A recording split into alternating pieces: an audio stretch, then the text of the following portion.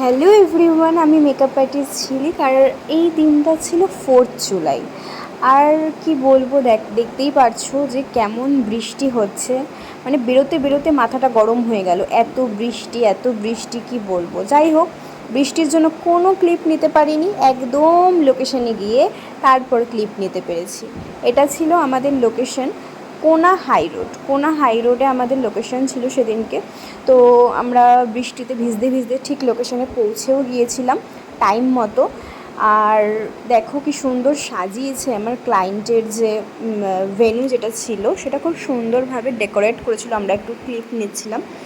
তো আমরা যখন গেছি তখন দেখছি যে আমার ব্রাইডের কিন্তু সব কমপ্লিট। এতটাই আমার ভালো ব্রাইড ছিল যে টাইমের আগে আমার বরং যেতে লেট হয়ে গেছিলো 5-10 মিনিট, কারণ বৃষ্টির জন্য টোটো বাস পেতে পেতে না অনেক লেট হয়ে গেছিলো। যাই হোক, আজকের আমার ব্রাইড ছিল হচ্ছে রিম্পা। এই যে রিম্পা, আর ওর কোনো ক্রাইটেরিয়া বা রেকমেন্ডেশন কিছুই ছিল না, কিন্তু ও আমাকে বলেছিল যে দিদি তুমি আমার স্কিন টোনটা একটু বজায় রেখো, আর হচ্ছে আমাকে যেন আমার মতোই লাগে, চোখ দুটো যেন আমার টানা টানা লাগে, কিছু হেভি কোনো মেকআপ আমাকে করো না।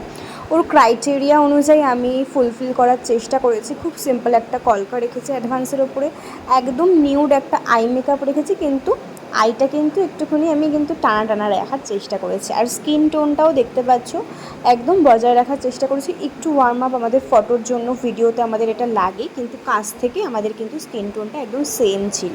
তো ওর তো খুব পছন্দ হয়েছিল। তোমাদের কেমন লাগছে তোমরাও জানিও।